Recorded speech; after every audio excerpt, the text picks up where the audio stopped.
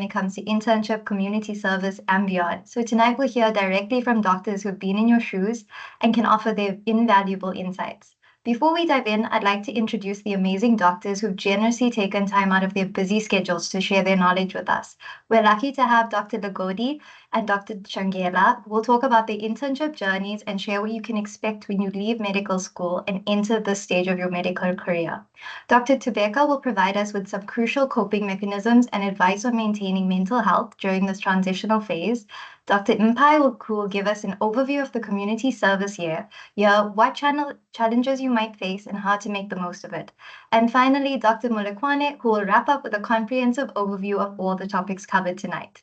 After each presentation, we'll have a short Q&A session where you can ask any questions you have by unmuting or typing your questions into the chat. Please feel free to share any questions in the chat throughout the presentation, and they'll be noted during this question and answer session. I'm thrilled to introduce our first speaker, Dr. Legodi, who will walk us through his internship journey.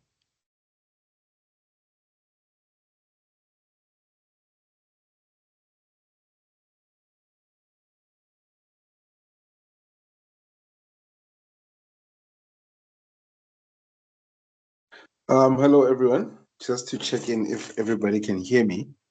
I don't think I can just get a notification. Yes, we can. All right. Thank you so much. I actually just got home, so the timing is perfect. So I'm Dr. Legodi, MBBCH, graduated in 2019, then wrote my diploma in anesthesia and currently practicing in private as an anesthetist, essentially. So I'm going to try and not take too long because we're going to split this session into two between me and Dr. Tshangela. So he'll do the other part of it.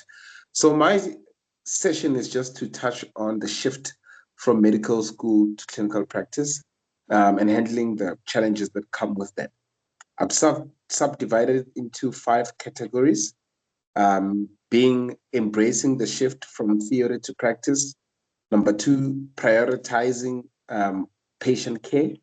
Number 3, collaborating effectively with your colleagues and team. Number 4, mastering your time management.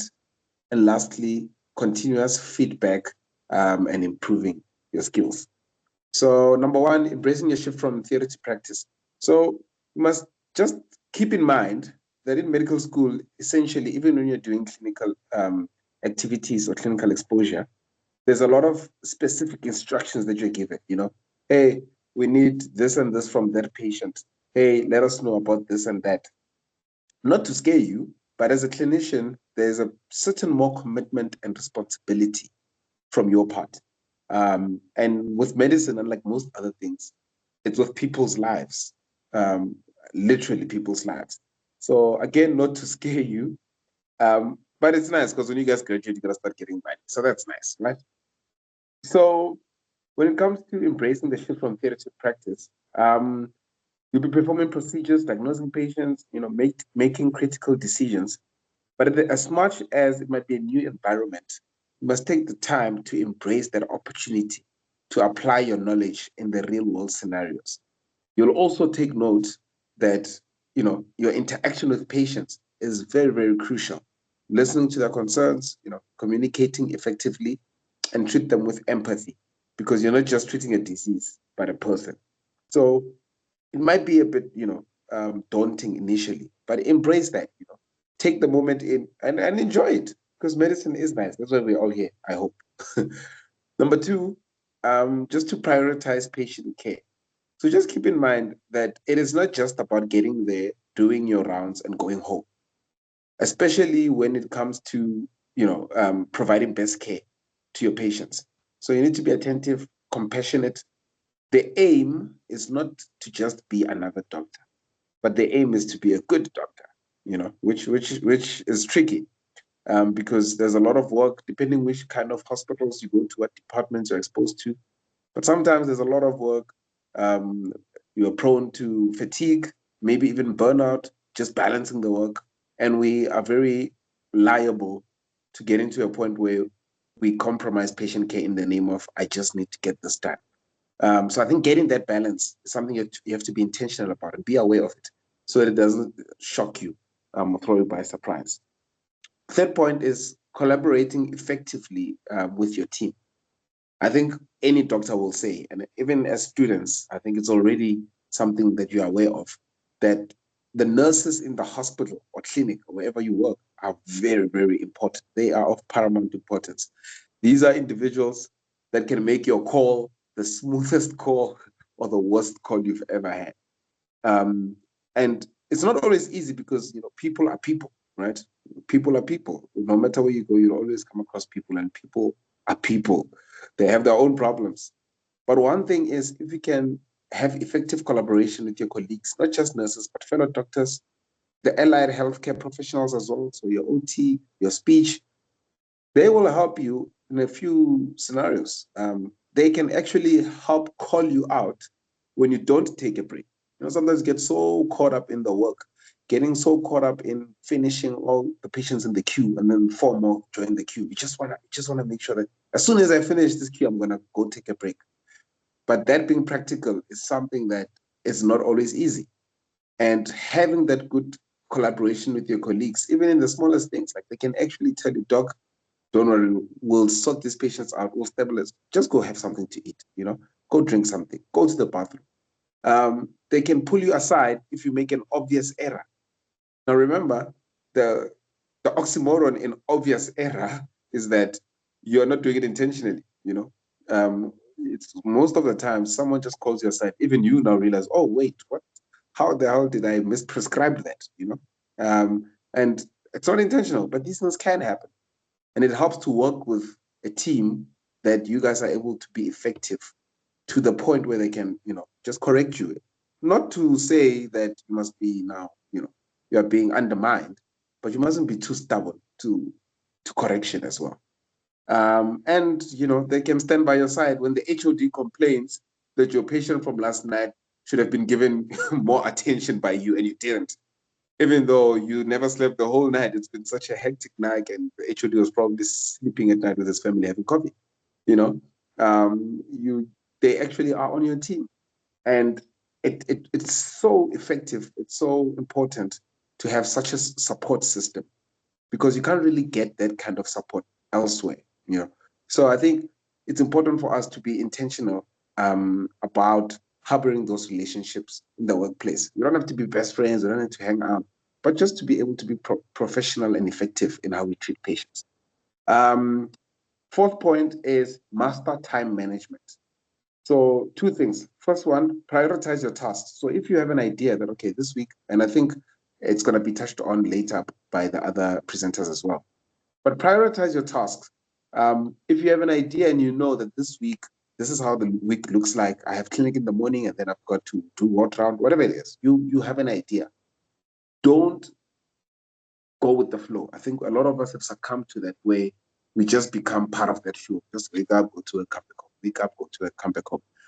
But actually plan your day, that I know I come back at that time. So what am I going to do with the remaining time? Do I have time to, practice a few skills, to study?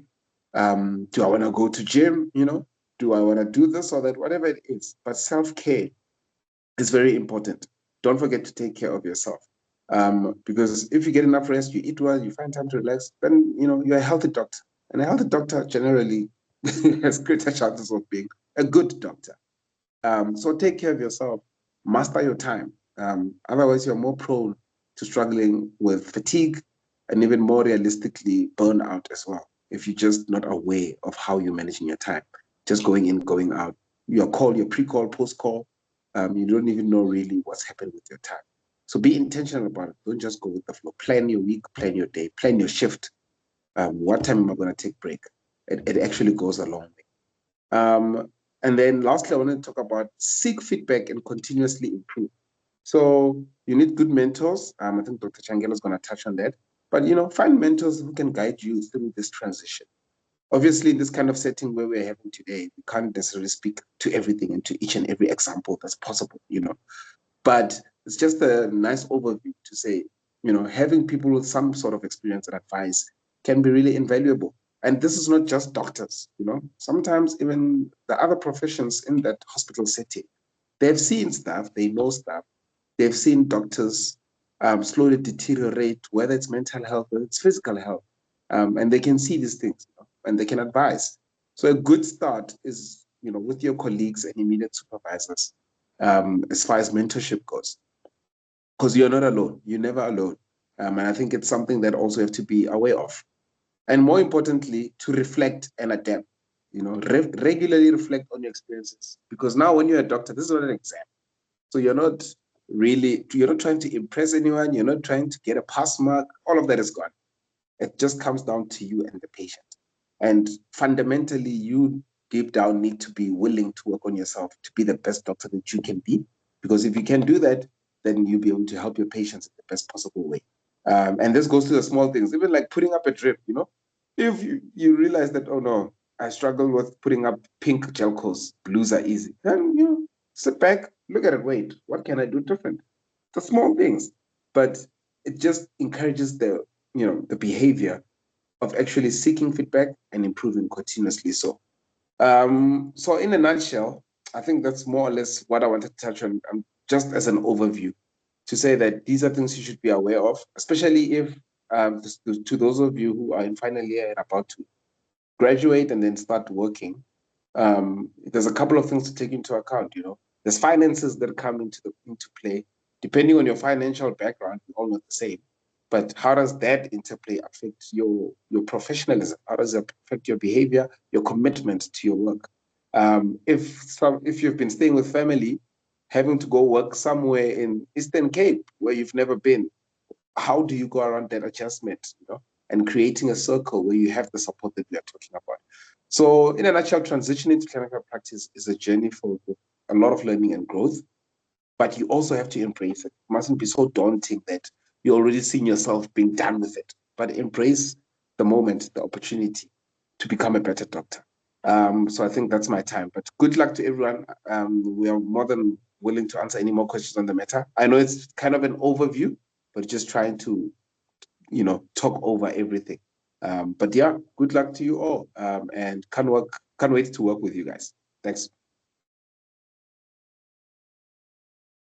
Thank you so much, Dr. Legodi. If anyone would like to unmute and speak, we'll just give it about maybe a minute or two before the next speaker comes in. So if anyone would like to unmute and ask any questions, please feel free to do so now.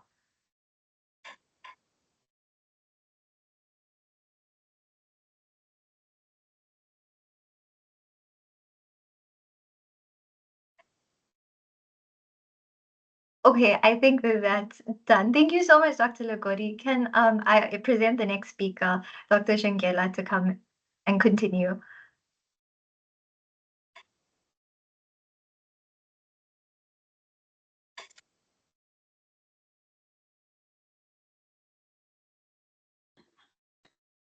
Hello, can everybody hear me? Yes, we can. Thank you so much.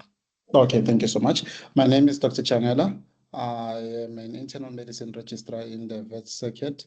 I graduated in 2018 at VETS, and I also hold a diploma in HIV.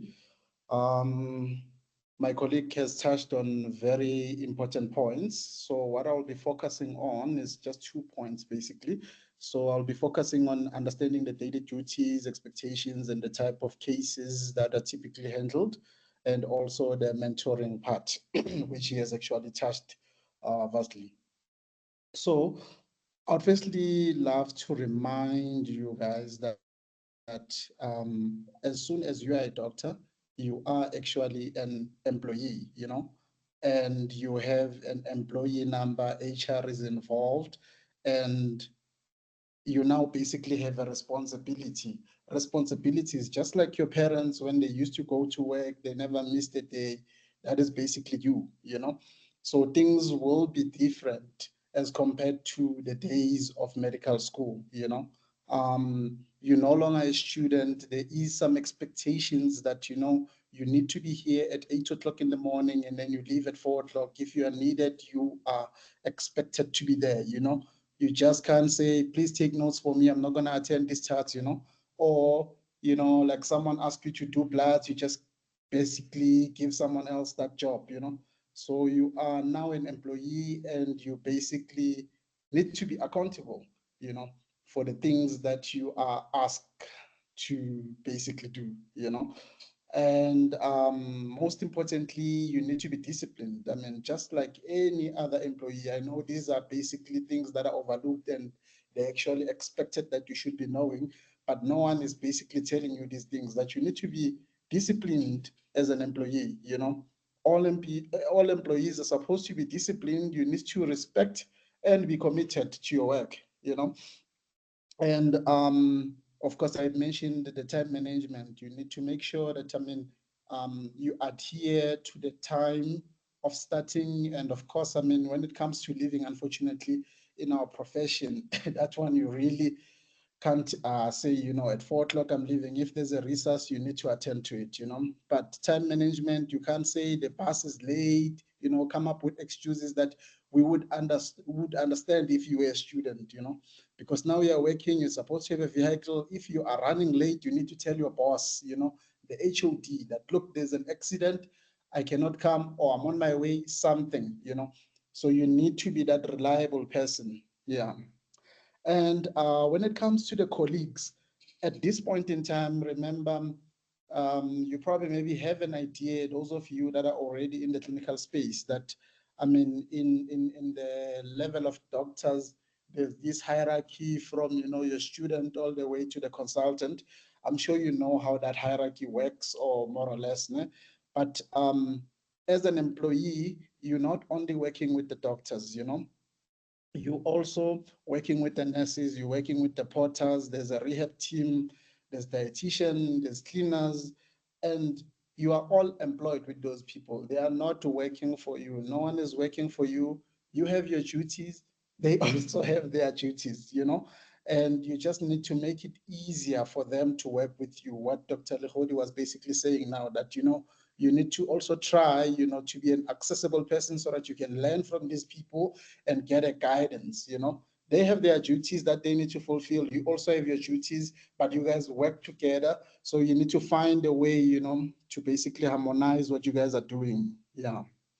And when it comes to understanding your daily duties as an intern, I would put it this way, né? That your job is to carry out the orders.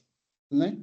And that's not a simple job or a D-value job or a ground level job. It's actually the most important job, because if that job is not done, the entire patient management is basically scrapped off, because we basically can't make the decisions, you know.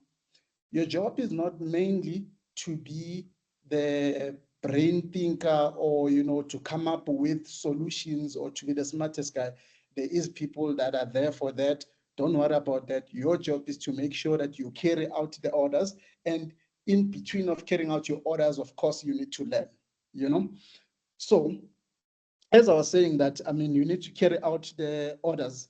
And in terms of your your job being important, you basically need to understand different different things that are basically being asked from you, you know, because there's a number of things that will be asked from you, and you probably maybe wouldn't know how to prioritize them, and it might basically, you know, end up messing up your day, you know. So there is bloods, which are important. There's x-rays. There's quite a number of things that you will be expected, or you will be asked, you know, to do. Those things, don't take them lightly, because they may be a differentiation for us to know if the patient might live the day or not, you know. So don't take your job lightly, or just decide by yourself that, you know what, I'm just going to order this x-ray tomorrow. I don't think it's important. Or I'm just going to do this bloods tomorrow. Or I'm just going to do this gas tomorrow, without actually, you know, fully understanding or having a chat or actually doing it, you know. So bottom line of that point is that you need to take your job seriously. I know this sounds overwhelming at this point in time, but then this brings us to the next point of making sure that you actually prioritize your job, you know, prioritize the things that you need to do. For example, if I, maybe as a reg, I ask you to do a UNE for one patient, which is a blood, a UNE for a patient, and then I also ask you to do a blood gas for the other patient. If you had to prioritize the patient that needs a blood gas, is probably more agent, because mostly things that I can get from a guest, I can also get from a UNE. But the reason that I requested a guest is because I want to know those results now. You get it? So which makes the guest to be actually more important. If you had to start with doing the blood, start with that blood guest, send it to me as soon as possible, you know? Because I mean, everything that you'll find in the UNE, you're most likely gonna get in your blood gas, you know, in terms of the electrolytes, bicarb and stuff. But it means that there's a reason why I need there's a reason why I need the blood gas sooner, you know, that's one. And then even with the imaging, usually the consultant, when they do the rounds, or your MO or your registrar will tell you that, look, this scan is agent, you know, then you'll know very well that, you know what, when I get to radiology, I can't start by following up on the maybe CT, let's say CT abdomen for some maybe cancer workup. You know, I need to start by booking the CT brain that they need so that they can decide if they do an LP or not, you know, because if that LP is not done, it means that the patient will have meningitis and the patient may die, you know. So those are the things that you basically need to learn in terms of the prioritizing. But believe me, you will actually learn them as you go, you know. And what I found to be very important, especially in internship, is to do your things collectively, you see. So you have to do like your phlebotomy once, you know. You can't be doing bloods. While doing bloods, halfway through, you go and book a scan. Then you come back and do a discharge. Halfway through, you go do this, you go do this, or address the issues of one patient, come back, address the issues of that patient. You see, that way you're not gonna win, you know. So after maybe the ward round is done, you basically need to sit down, look that, okay, cool. This is my phlebotomy list. Né? My phlebotomy list includes bloods, and then there's blood gases. You know, sometimes it might maybe include the IV lines that needs to be done. You know, you look at those three things. Okay, what's important? Let me quickly start with the blood gas. Do your blood gases, send it to your seniors. Then you do your bloods, then you put up your IV lines, you know, while you are basically still working with the injections. At that point, you see, then you're done with the phlebotomy. Then you can do your bookings, you know, go to radiology, go to nuclear medicine and other departments, book what needs to be booked, you know. And then there's also calls where you need to basically do bookings via calls, but that's when you are in a like a secondary level hospital. Because I was in a secondary level hospital at Leratong for my internship, you know, so I had to call Helen, Joseph, and Para to book some of the things like echo, you know, nuclear medicine scans and stuff like that. That can actually get overwhelming, CTPA and all those things. Then you can actually deal with that after you've done your maybe in-hospital bookings. You sit down, you make your phone calls. But for those who will be in the tertiary setting, they will basically do that together with all the other bookings. Then after that, you need to do your paperwork. Paperwork, mostly it will be discharges, you know, that you can basically do towards the end of the day, roughly around 2 o'clock. Usually patients leave around the visiting hours, but need to make sure that, of course, those patients' scripts or TTO are being sorted out, you know? Yeah, so when someone is discharging a patient, make sure that you fully understand that this is the TTO that they want. They know when the patient is supposed to come back. Then when you write your DC summary, your things are actually clear and you have a clear plan, you know? So usually that one you can do like, I mean, in the late day, you see. You can't be doing discharges at 8 o'clock, leaving out things that are needed now, you see? Yeah. And I mean, as a reminder, an emergency will always be the first priority. So when the nurses, unfortunately, you'll be the first one to be called. When there's an emergency, you'll be the first one to be called, unfortunately. And you cannot tell the nurse that I'm still booking a scan or I'm still putting up an IV line. You get me?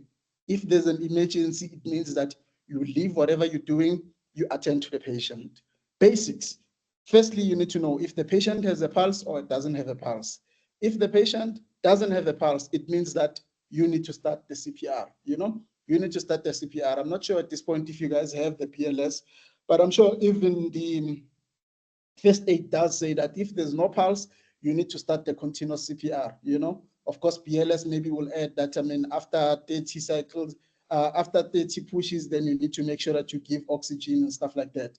But then you need to start the CPR. Ideally, whoever calls you, they should have started it. But unfortunately, in our setting in public state, you will always be the first one to actually, you know, start that resource, especially in the wards, you know. So if the patient doesn't have a pulse, it means that you need to start that, you get me?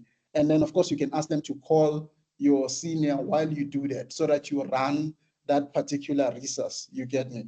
And this is actually a good habit to start with, you know, because a lot of people, especially in the States and in the medical wards, we tend to be called for a lot of resources in such a way that the intern doesn't even ask why they are being called or don't even, you know, examine the patient. As soon as they get there, they just want to certify the patient without doing the right thing.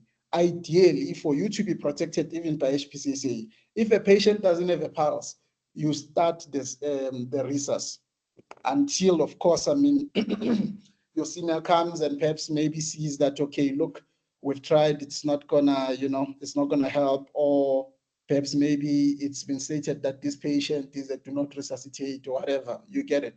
But learn the good habit early so that it becomes easier for you when you are a senior. Yeah. And then, of course, if the patient has a pulse, you can't really call your senior as soon as you get to the patient without even knowing the story, you know. Fine, you get to the patient. Firstly, you just need to quickly examine the patient, quickly just have a glimpse in the file to check maybe, like, I mean, the age of the patient, the comorbidities, what did they present with? And then quickly call your senior that, look, I've examined this patient and this is what is going on and I've done the gas, you know, I've already put the patient on oxygen, you get it. Because some things might just require telephonic advice because your senior is probably maybe busy elsewhere. You know, in other departments, they could be in theater whereby they actually cannot leave. So it means that they have to advise you through the phone. You see, you are the only person to basically do whatever is needed for the patient. So, I mean, in such situation, make sure that you know, you do all the basics right, and then you can give a call and maybe get an advice. Yeah. And the types of cases that you basically will deal with in your internship, it really depends with the rotation that you'll be currently doing, you know. But what I will say is that have an idea of what you are expecting in that particular rotation. Speak to the guys that have done the rotation, speak to your second years, you know, speak to other people, speak to the medical officers that are there so that you know, like, I mean, if they call me in the ward, what are the cases that they usually call you for? Then someone will tell you. How do you deal with that? You know, then someone will tell you. You get it. Then you already build an idea. Okay, this is how I'm going to handle it. This is what I'm going to do. This is when to call. This is when, you know, so that you actually have the steps that are okay, so that we know very well, you know. I'm not saying that the interns that just call you right away before they even look at the patient, they are bad interns. No, they're actually good interns because they have alerted you or they've moved the problem from themselves to you as a registrar. But now it becomes very difficult at the end for me to say, you know what, this person is fit to be a senior. You see, that's what internship is. You know, at the end of the rotation, we need to decide, is this person fit to be even a medical officer or a comserve in this department? Yes or no? You get what I'm trying to say? So always, you know, ask and know what are the expectations in a calmer environment so that when things, you know, are throwing hands at you, you already have an idea of what you need to do. When it comes to the mentorship, as I said, I had a guidance from a second year fellow intern, you know, because they have developed the tricks on how to survive. The more senior guys might, you know, appear a bit overwhelming to you. I see it even to me when I'm giving ward work to some of my interns. They feel like, you know, this guy is inconsiderate, doesn't know that I also have other 50 things that I need to do, you know. And at that time, really, I'm not gonna say I do not care, but I actually need this thing to be done as much as you need to do the other things, you get it. But of course, your fellow second year will probably maybe give you some tricks and advice. But no, look, if this is a situation, this is what you need to do. This is how you prioritize. This is how, yes, LP, you can't leave an LP for another day. If they ask you to book maybe a scan that will be done in 2 weeks' time, you can leave it for tomorrow. All those tricks, you get it. But when it comes to your seniors, they expect the results and they expect you to have done something the previous day. You get me? Yeah. And the guidance, it comes literally from your second year all the way to your ComServe. If there's a ComServe, use them in the department. Medical officers, use them in the department. Of course, people are different. Some are more angry. Some are actually nicer and, they are more approachable. Even the consultants, yeah, ask questions. There's no dumb question. Ask questions. How, doc, if I'm being called for a resource, ask the consultant, if I'm being called for a resource and this is the situation, what do you think I should do? They will give you the advice. Just try to get as much as possible. And eventually you will have your own direction. Thank you.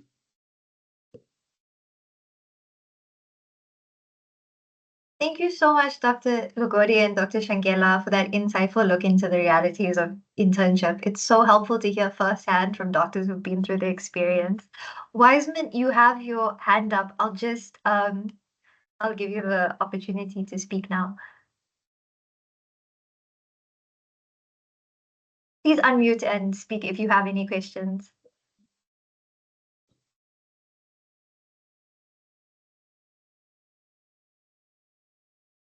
Okay, I think it might have been a stray hand. If anyone has any questions, please just feel free to pop them in the chat, and we'll read them out. Thank you so much, Dr. Tshangela. Next, we have Dr. Thobeka, who focus on coping mechanisms and mental health. It's such a critical topic, especially when you're navigating the pressures of medical school and now moving into becoming a healthcare professional.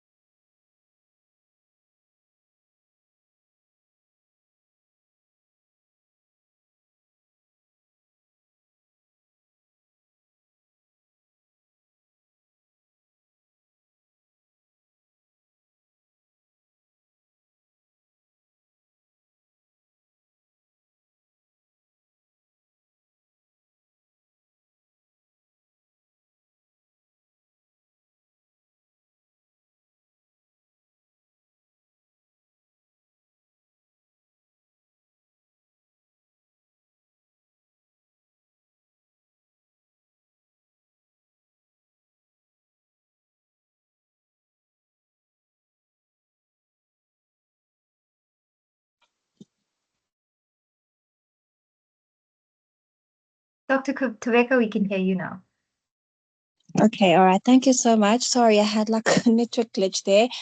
I'm in a very bad area with this poor reception. But I don't know if Kiara has introduced me. My name is Dr. Thobeka Madlala, and I'm a first-year intern. And thank you so much to SAMSA for allowing me this opportunity to be able to speak to you guys. Can we go to the next slide, please?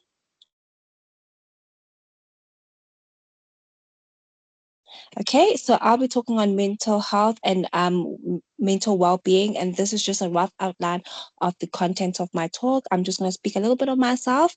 We're going to get into work-life balance, what burnout is and how we can manage it. We're going to speak about staying resilient and being motivated, having peer support, some of the challenges that you may face as a first-year intern, as well as a quick take-home message from my talk. Next slide, please. Okay, so who am I? Like I said, my name is Dr. Thobeka Madlala, and I'm a first-year intern. I've been given the huge task of being able to speak on mental health and well-being only in first year, but I'll do my best. So currently I'm at Dr. Pixlika Isakaseme Memorial Hospital, which is a new regional hospital situated in KwaMashu in KZN. I love to read. I love medicine, of course. I'm a Man United fan. I love to run. And most importantly, to sum all of this up, I am just a girl. Next slide, please.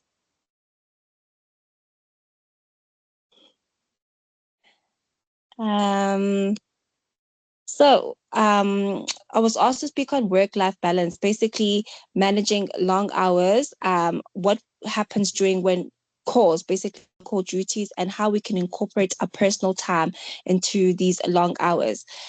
Dr. Legodi and the previous doctor, Dr. Tshangela, spoke so well about being prepared and showing up for your job, because that's literally what you're going to be when you are a first year intern, or when you're an intern from medical school. So the first thing is to always be prepared. So for calls, what you want to do is to ensure that if you're being given the opportunity to be able to plan your call roster as interns, make sure that you are mindful of important dates like anniversaries and birthdays and any other like special occasions like family holidays, and ensure that you plan those holidays around your leave times or your call times, so that when you're post call, you know that you are post call on your partner's birthday or your mom's birthday, so that you are able to go home or go away and be able to celebrate that, because internship is actually very ruthless and there's not enough time to be able to take time out to celebrate important people in your life. So you have to make that time for yourself. The second thing, you must sleep. You know what they say about sleep? Sleeping 8 hours is like good for you. You must ensure that before your course, you are sleeping 6 to 8 hours. Get good rest. The third thing, food. Food is the oil that runs the machine that is you as an intern. So you must make sure that you're eating well. And eating well doesn't necessarily mean that having that one meal in the day where you have 5 minutes to just like gobble it down. Try to space out your food properly. Like, so on days that you are going to be on call, make sure that you break your fast with something that's wholesome, like a low GI food, maybe oats, maybe a whole wheat toast with avocado, which has good fats, something that's going to sustain you during the day so that you don't crave bad foods like your high caffeinated drinks or your high in sugar drinks. So when you pack for your calls, make sure that you pack foods that are low in GI, like I said, good fats, so your nuts, your peanut butters. Make sure that you have a cup of coffee, you're gonna need it, or maybe a high in caffeine drink like Red Bull or whatever. 9 out of 10 of us usually need that at some point during the night, because you don't really get to sleep. And then pack water. It's very important to stay hydrated. It's also very important that you plan your eating breaks. The previous two doctors spoke about prioritizing your work. So you need to be mindful that you keep a to-do list in the day. So you must make sure that you keep a to-do list of all the ward work that you are going to be doing in that day. Once you've done like the at least 60 or so percent of the task for that day, take a break. Even if it's a 5 minute break to eat a fruit or to eat a sandwich, do it, because it gives you energy, and that's the energy that you need to sustain you throughout the call. Again, work smart and not hard. You need to prioritize important things first, unimportant things last. The doctors have outlined it previously, so you guys just need to keep that in mind for when you do come on to be interns. And then finally, when you get time to rest, in the rare occasion that when you're on call, you get time to go to the call room and actually rest, please rest. Don't take time scrolling through your phone, catching up on TikTok, following what's happening on Drag Hall or Grey's Anatomy. No, close your eyes and rest, because the ward sisters are going to call you and they're going to need you. So whenever you get time to rest, please rest. Okay, next slide, please. All right, so I'm just going to touch on a little bit of what happens when we are on call. So on call duties usually involve the following. First of all, when you're on call, you'll be at work for about 24 to 32 hours, depending on the department that you're in. So basically, you are having a fat sleepover where you work. So be prepared for that. So if it means taking pillowcases, whatever makes you comfortable and whatever going to help you to rest at work, make sure that you carry it. So some of the expectations for interns when we're on call is that we primarily do all of the admissions. So you'll be able to see patients that are being admitted, sometimes with your seniors, sometimes without your seniors. So you are the person that's responsible for admitting patients in the night. To add on to that, you also are the person that's responsible for keeping the ward afloat. So from 8 to 4, the entire team in the ward will be there. So your consultants, your senior MOs, everybody will be there, and they'll make sure that the ward work or whatever else is done. But after 4, then your call will start. So between 4 p.m. and 8 a.m. the next day, that one person, that one intern, sometimes if you're lucky, there may be another intern that's with you. The two of you are responsible for making sure that the ward stays afloat in time for the day team to come in and work. So what this means is that you are responsible for putting up IV lines. You are the one that needs to correct electrolytes or glucose that's uncorrectable. So you need to know if a patient has a hyponatremia, how do I correct that? If a patient has a hypokalemia, how do I correct it? What does hypoglycemia means? How do I correct that? You're also responsible for all resuscitations. Dr. Tshangela spoke on this. So you guys need to listen and make sure that when they're teaching you those things at schools and they're teaching you what it is to do resuscitations, make sure that you know the ATLS protocol, because first call, first day, and you come in straight from university, your first call, there will be a resus, and you will need to know, when do I start compressions? When do I not do compressions? When will be the appropriate time to take a blood gas? When do I call the senior? Like things like that. Sometimes on call, you may be asked to do minor procedures like suturing or diagnostic procedures like lumbar punctures. So be prepared for that as well. And also, if there is some opening in the night, you may be asked to keep up with monthly stats for that department. Okay, next slide, please. All right, and then I'm going to just touch on post-call. So post-call, this will be the time after you've worked 24 to 32 hours. You were at a sleepover at work, now you're post-call. And these are the things that you must or must not do when you're post-call, because this will ensure that you have a successful day of work following your post-call. So the don'ts. Make sure that when you're post-call, you don't go shopping. There's this big craze and rave amongst us interns, post-call retail therapy. It doesn't work, it doesn't exist, and you guys must not do it. In the moment, it feels like, oh, I've been working 32 hours, I must reward myself. And then you walk into the iStore and you're buying a 20,000 Rand phone. It feels nice in the moment, but the next day when you're sitting with a receipt of like 20,000 Rand, yeah, you feel it. And you guys are probably shocked that why am I calling out these big numbers? It's because that's the reality. Um, Unfortunately, as junior medical doctors, we do earn a healthy salary, and sometimes some of us don't know how to use it effectively. So don't go and spend your money post-call. Stay off caffeinated drinks. You'd rather drink water, stay hydrated up until you have to go home, because when you get home, you want to rest. And there's no point in going to gym after you've only slept 1 or 2 hours in a call. So don't go to gym. Some of the do's, I would highly advise just driving straight home and going to rest. That's probably the most ideal when you're post-call. Eating a good meal, make sure that you are well fed, and then just passing out and going to sleep. Okay, next slide, please. Okay, and now I'm just going to talk on fatigue and burnout. So, fatigue and burnout are very synonymous or very common in interns, just because we are the ones that carry out the orders for our seniors, like our MOs and our consultants and our registrars. So because we are the backbones of the ward, there's so much that we have to do in a day. Like you can have from 10 up to 30 tasks in one day. You can, like a normal work day should ideally be between 8 to 4.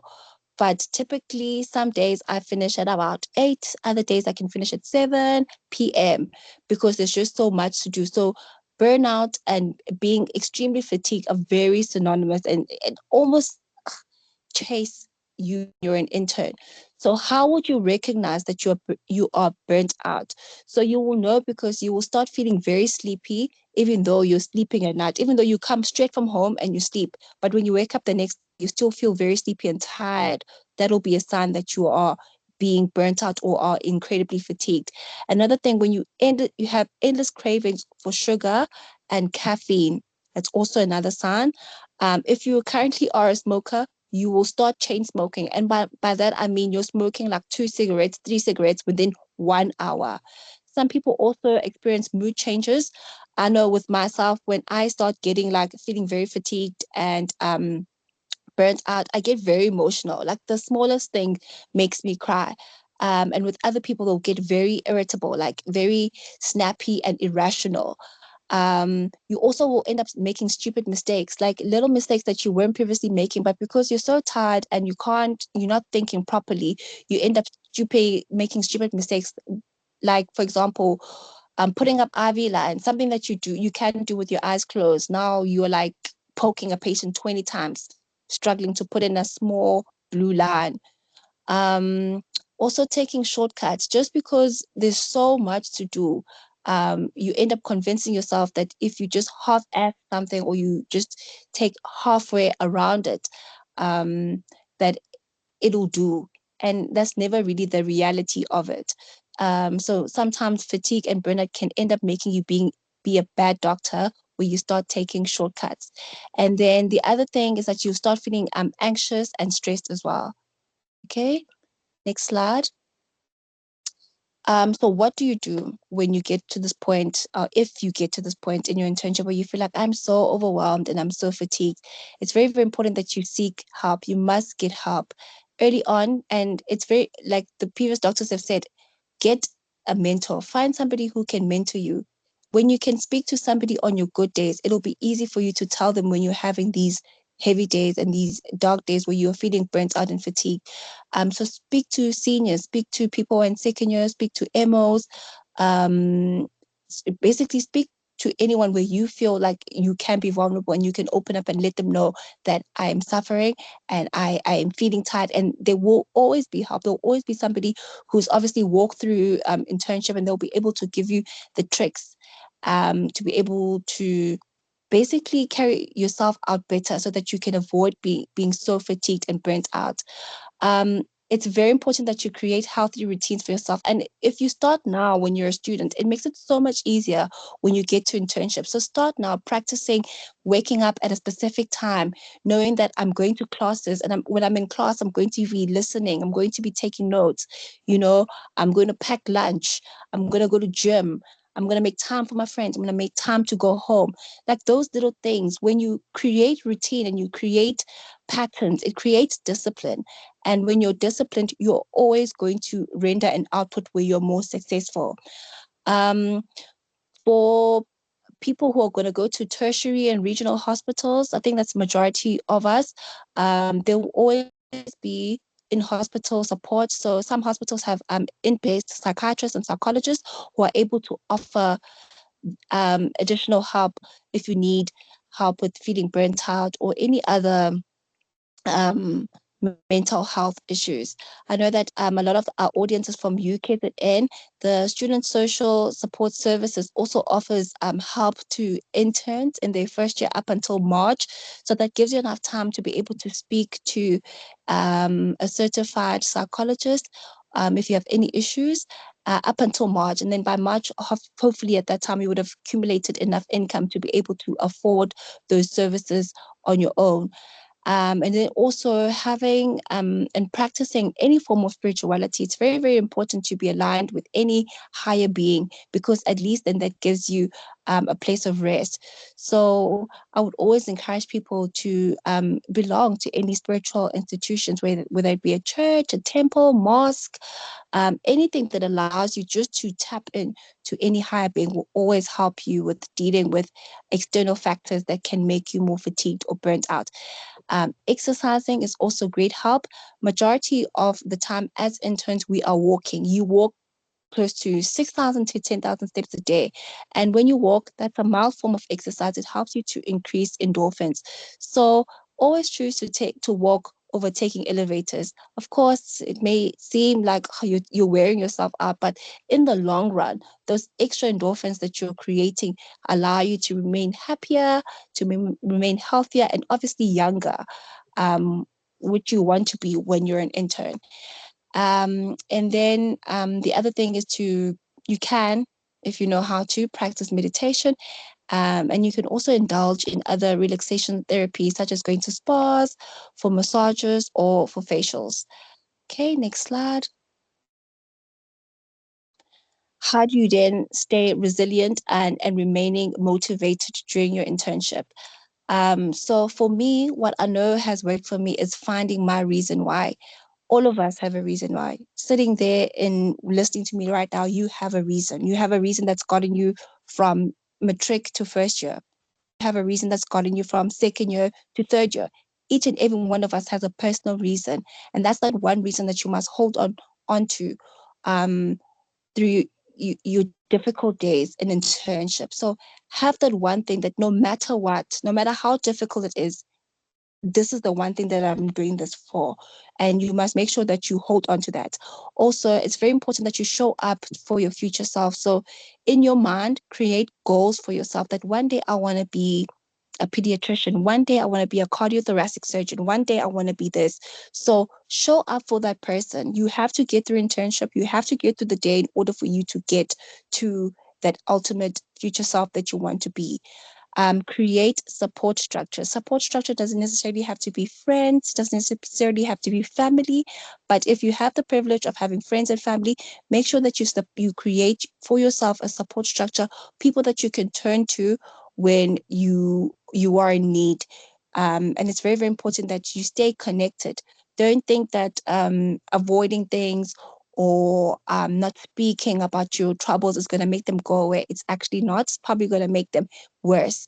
So it's very important that you create a support structure for yourself. I want to encourage you guys to let you know that it's very important to be able to cry for help, to be able to say that I'm not doing well. I need help here. I'm struggling with this. And find the people in your hospital, in your circle of friends, that people that you know that you can turn to and who will be able to help you. When the going gets tough, it's very, very important to break down the big problems and make them small. So when it's really, really tough, break down the big things and make them small. So take each day as it comes. Take when you're on call, take each hour as it comes, and eventually those hours will add up. And the next thing is the morning, and the call is over, and you're almost ready to go home. Another thing, reward yourself. Reward yourself for showing up.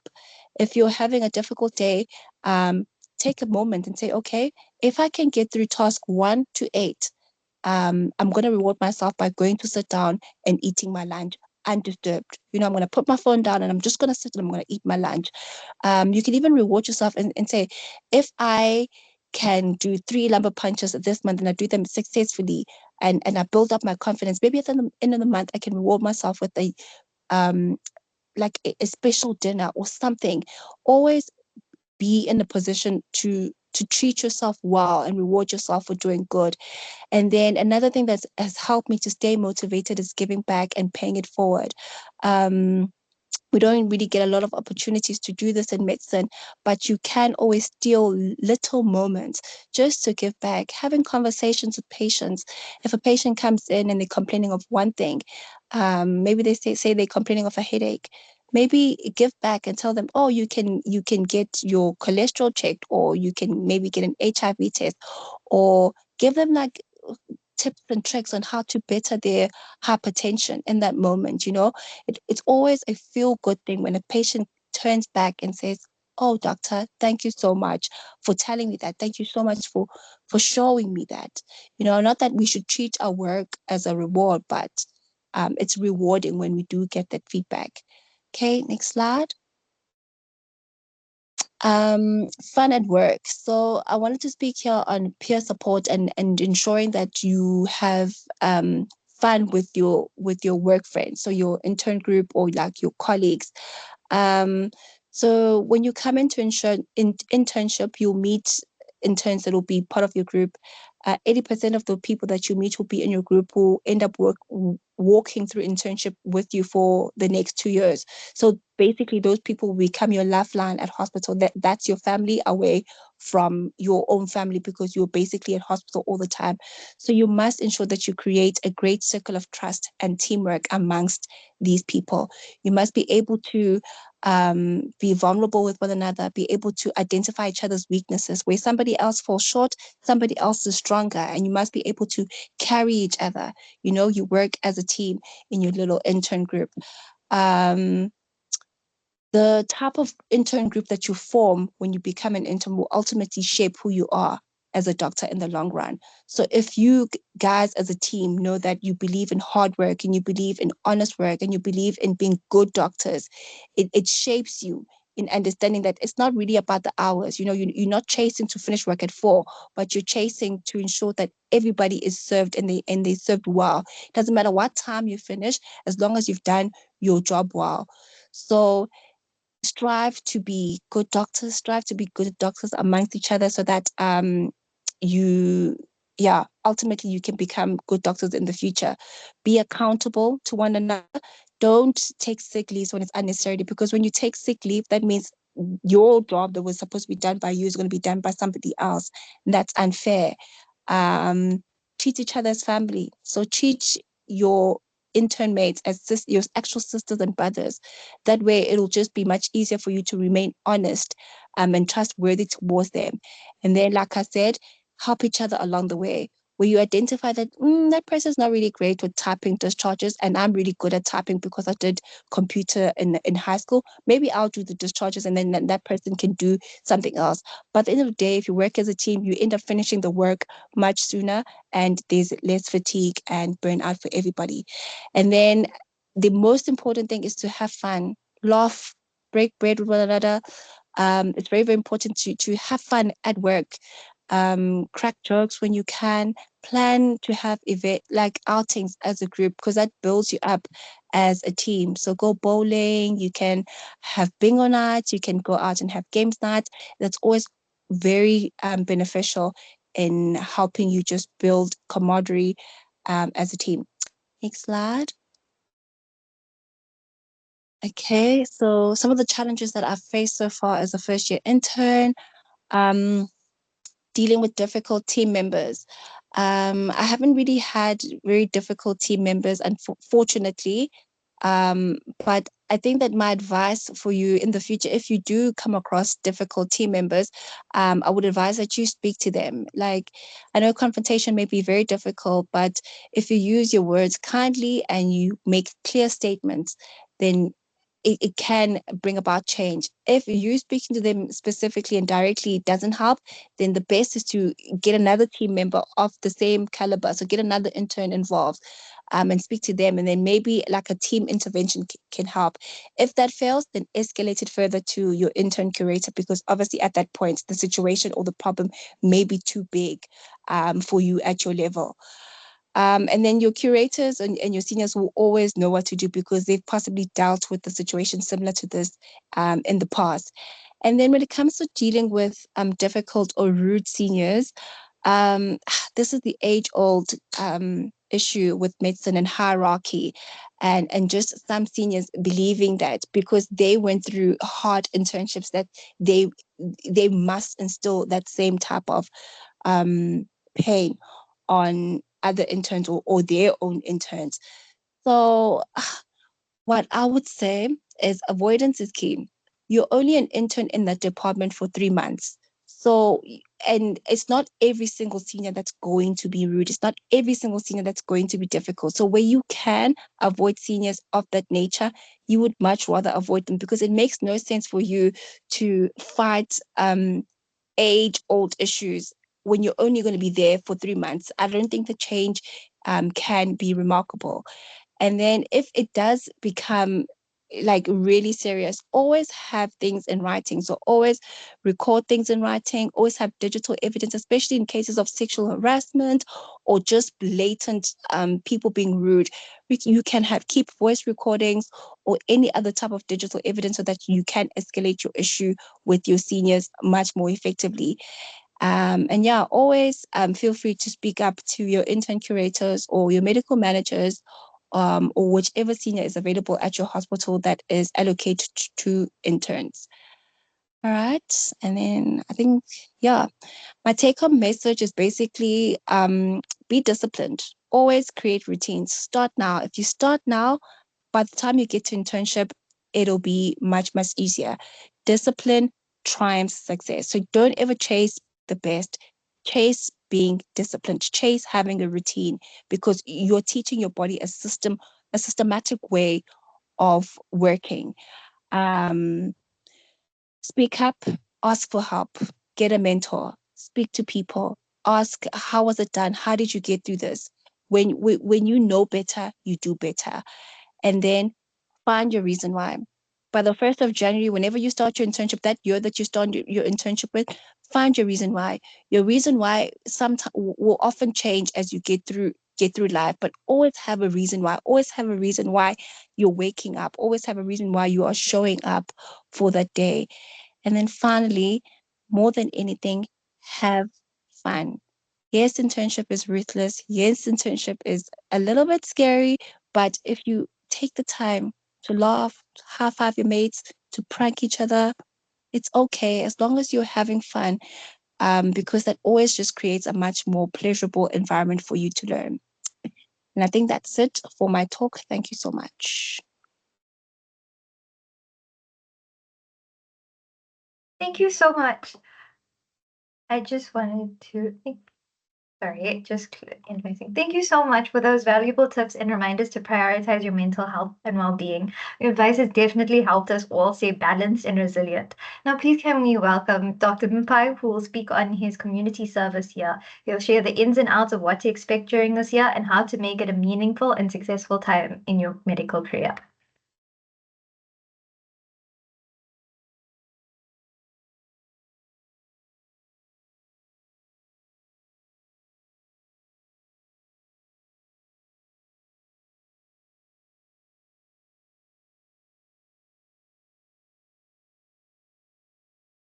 Sorry, Dr. Mpai, you're still currently muted.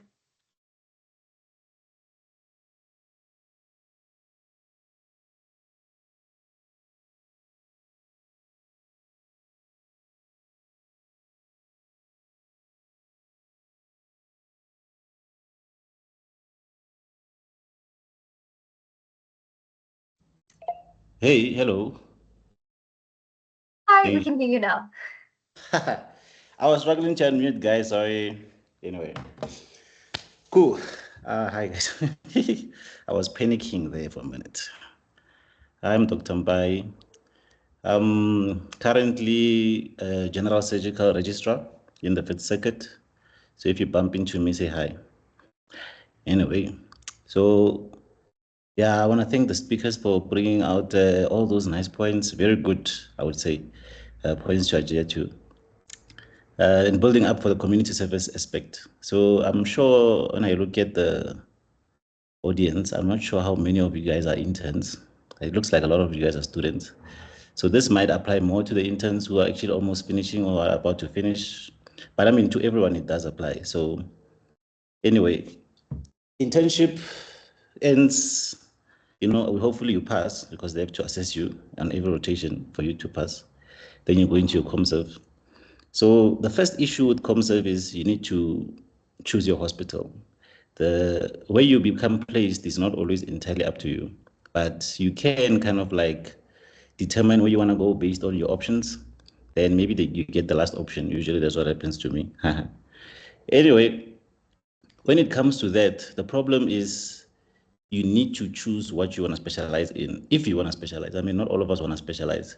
So it kind of like your choice of your hospital will be based on what your interest will be. Like I said, it's not always the case, right? So what you need to do from your internship is at least create good rapport with some of the seniors, the consultants. You'll be shocked how much putting yourself out there, preparing yourself, making good relationship for future practice actually works out too. So try and not burn your bridges, as they say. Make sure that your bridges are all in order. The previous speaker mentioned a lot of bullying in the workplace, and that happens everywhere. So it's not something you can be able to run away from. I mean, we also get bullied even as registrars. It's even worse. Trust me. We're just trying there. We're just trying our best to just survive and get out of there with the FCS. But at the end of the day, you need to know yourself. That's what I always say to people. Know who you are, know what you want from this. Community service, the issue with it is that you might be placed in a good hospital where you rotate through major departments. And if you're looking into like specializing, for example, into anesthesia, you can do your DA if you just rotate through the anesthesia component for like 6 months or something. If you want to do emergency medicine, you can go into the emergency system side and do 6 months, write your DPEC, internal medicine, so forth, so forth. But it's not always what happens. Most of us, we get thrown into the bundus. For example, I was in the bundus. I was in the Free State, it was like a shock to me because I wanted to specialize as fast as I could, and I'm like, yeah, I'm going to get there. I'm going to specialize. I'm going to finish. I'm going to 1, 2, 3. Then reality sinks in and you realize that you are now in the bundus in the middle of nowhere with no family members close by, people speaking a different language. And that's where now it all starts, right? So important, you need to make friends. First of all, you can't survive in that place without friends because you can't drive home every day. You find that home is like 500 kilometers away. 5,000, no? Yeah, something like that. Anyway, then when that happens, you need to make friends, right? You need to be, one thing about community service is that it drives your character out. It will push you to become the person you really are or you really want to become. So if you want to become someone who's lazy, someone who dodges the workplace, someone who doesn't really care, that's like usually what happens in ComServe, because you find that you work with people who are mostly stuck in the bundus. And in the bundus, problem is people are not up to date. They don't do what we call evidence-based medicine. You find people who graduated by the time you're in primary, trust me, in grade 1, someone graduated. So they're sitting here with all that old knowledge. They're still prescribing the same old drugs that are no longer proven to be effective for the same condition that you shouldn't be. And you don't have a choice but to go and correct those people. And these people are more senior to you, they won't listen to you. Most of the time, patients become mismanaged. And if you're in a small hospital, you find that maybe you do a round today, then someone else does a round tomorrow. Then when you come back the next week, you find that, people have been messing this patient up. This patient has had all these red flags that had to be investigated, and no one did anything. Literally, people come to work, they write continuing management, they go. And I'm sure most of us who's been in the bundus have seen that. It becomes very challenging for you when you're trying to be a good doctor. Other thing is, when you're in the bundus, you become independent, like fully, because you're on call alone. There's no senior on call. You are the senior. Literally, that's how it worked. You go to casualty, you run the casualty alone. You are the main doctor and the only doctor on call. And what will help you is doing a few things. Number one, you need to do courses. So when I did my first research as a ComServe, I realized that there's a lot of things that I actually don't know, because when I was an intern, I was in departments. There were seniors, They call you for a research, you just go there, hey, I'm not sure what's happening. You call the senior, hey, chief, come. Patient is gasping. He's coming, he's telling you, no, give adrenaline. Hey, okay, cool, give adrenaline. Hey, no, just beg. Hey, you're begging. I saw Tshangela wanted to tell us about the research. I was like, hey, is this guy gonna go through the whole research? It's a long thing. But anyway, what happens is I wasn't sure of what I was doing as an intern. I was following what people told me to do. When now I became the boss within the next year, I didn't know what to do. Sisters are looking at me like, what should we give? I'm there stuck. I'm shocked. Hey. When do we even do this thing of shocking the patient? When do we start shocking patients? I don't even know. So what that did, it pushed me to do courses. So there's a few courses that you can do in your ComServe. Best time to do them really is your ComServe online. ACLS, which helps you with the resources. ATLS, which helps you with trauma. And PALS, which helps you with pediatrics, basically babies. So the resuscitation of babies, which many people are not comfortable with when it comes to small kids, So you need to do that. It gives you some form of confidence. It helps you know what to do, what to expect. And it's very good for your CV. The other problem with ComServe is when it's done, the chance of you guys being unemployed is very high. So most people actually become unemployed. So at least if you have those 3 courses, you can work in private. And in that meantime, you can work in private, make some money while you're applying for MO post in the government sector, and then that will help. So it's actually not just for you to grow, but it helps your CV as well. So everyone should consider doing that. Preparing for unemployment. Yeah, so I don't want to take too long, but anyway, if you want to have like a discussion later on at any point, people can just message me or whatever, text me or whatever. I don't have a problem. When I have time, I'll reply. But just to cut things short, Community service is the time for you to grow as a person, as a doctor, to make your own decisions and choices of what you want to become. If you want to become a GP, it's also good, it's also fine. You can actually train yourself to be a good GP at that point, because that's the right time to actually do, the peripherals, the clinics. You can apply to clinics, you get a lot of exposure, So the choice that you make as to where you want to go for ComServe is really based on what you want to be in the future. But even like I said, even though that doesn't happen, like with me, I was put into the bundus where there was no specialization. You did everything. One day I'm delivering a baby, I'm in ops, I'm doing a PV. Next moment I'm sitting there with the cranial injury, busy resuscitating a patient with trauma, step chest. Next moment I'm busy with COVID, with a TB patient or whatever it is. So you literally do everything. But now, since I wanted to be a surgeon, I didn't have that exposure. But it's not the train smash. That's the time that you must use as well to write your primaries, where you can actually focus yourself into going to the specialty that you want to go into. So yeah, in a nutshell, it's been good. I'm happy that I was able to speak to you guys, and if there's any questions, yeah, please let me know. Thank you so much, Dr. Mpai. Thank you for shedding light on that and providing such practical advice on how to make the most out of your ComServe years. Finally, we'll hear from Dr. Molekwane, who will tie everything together with a broad overview of everything. So I will hand over to you, Dr. Molekwane.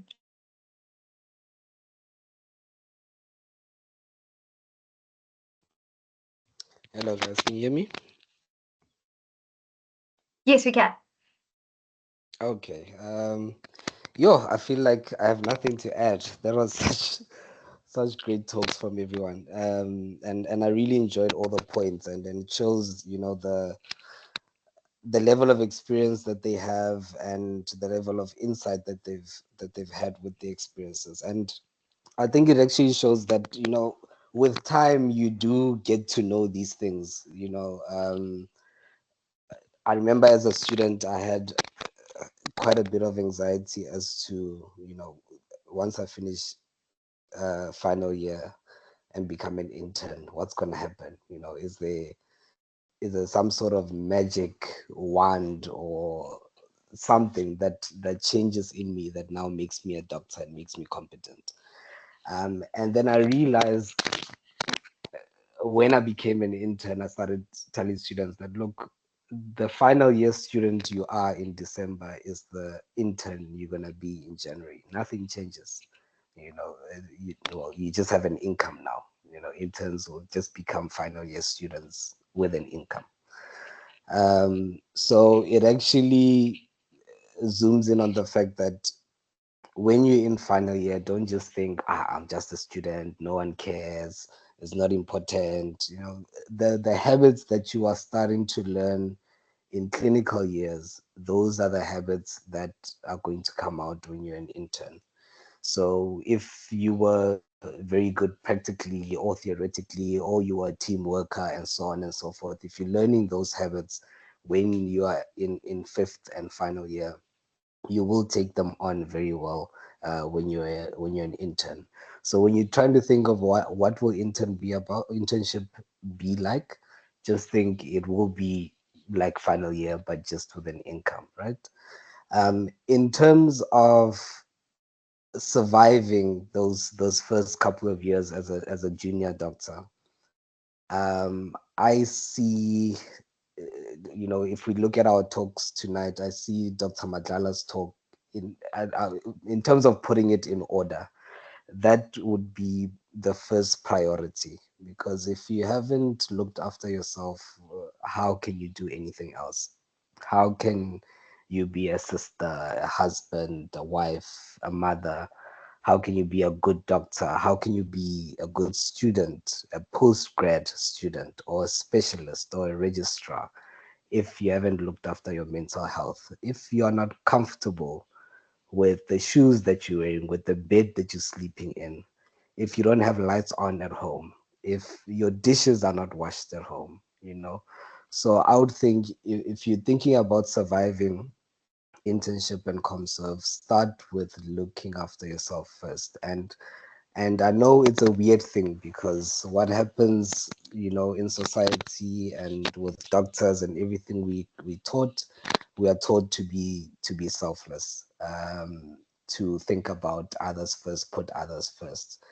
But unfortunately, what happens in reality is that while we are putting others first, we are putting ourselves last. So you haven't slept, you haven't eaten, you haven't had a break, but you're trying to resuscitate a patient. How effective will your resuscitation be?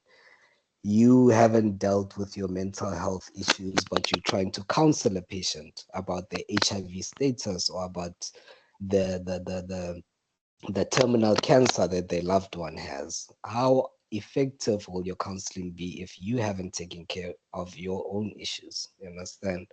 So I think that's the best place to start. When you start internship, think, am I comfortable in my body? Am I comfortable with my life? Am I comfortable with what I have at home and the relationships I have, to be able to say, okay, nothing is going to bother me so much that it will get in the way of the quality of work that I do, right? The next thing is that once you've taken care of yourself, and that can mean anything, right?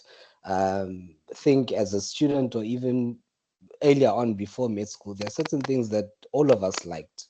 Some of us liked dancing, some of us liked reading and drawing and all the weird and wonderful things that you had to give up because of med school, right?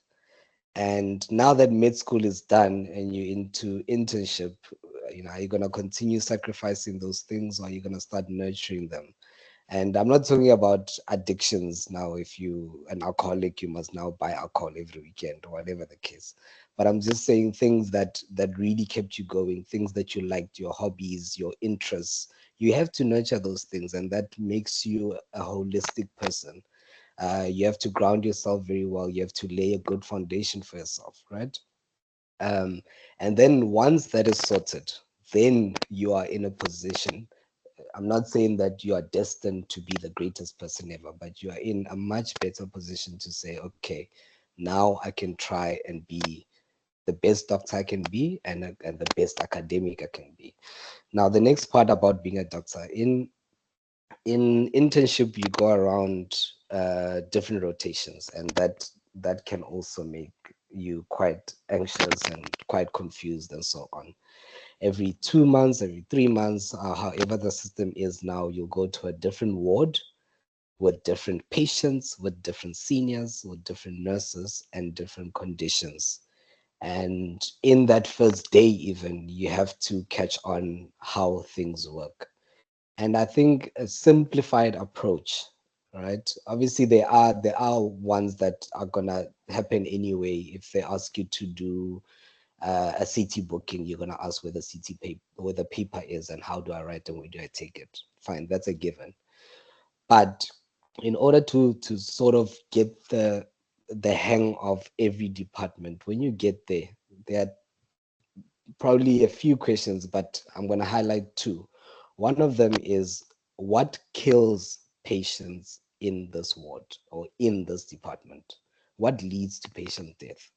And once you figure out those medical conditions, then you know what is important, what is a priority in this ward.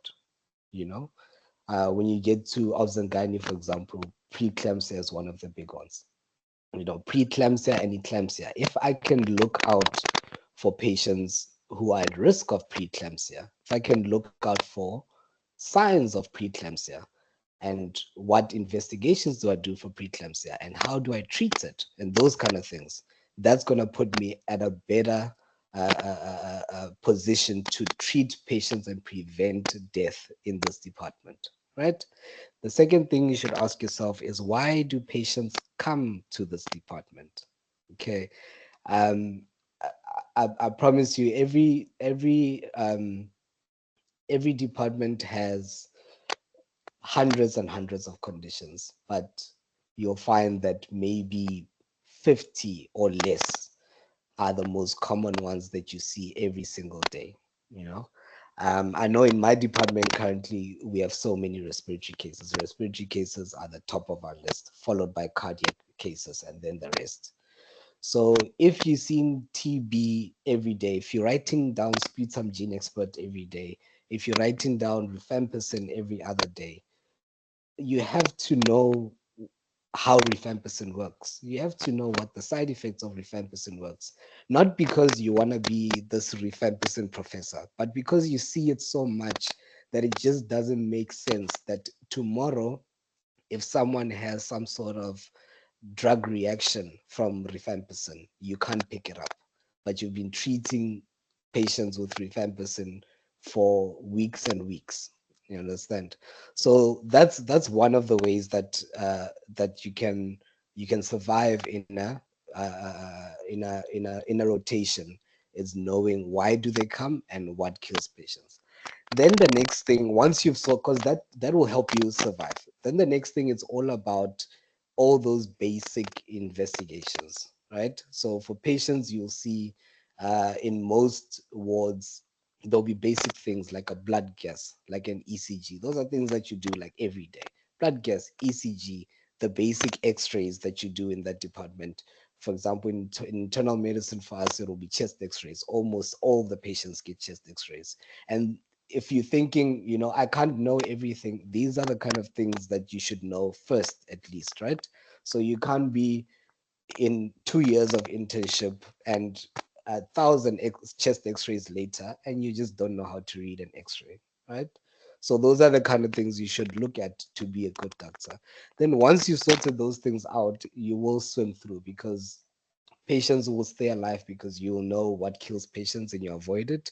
Patients will be treated because you know conditions that commonly bring patients to the hospital, and you'll be able to read all these investigations, the basic ones that you do every day. Then the next thing is all about now moving forward, what is called CPD, continuous professional development, and that's all the courses that Dr. Mpai was talking about. And don't worry for now, as a student, don't stress too much about what do I want to specialize in.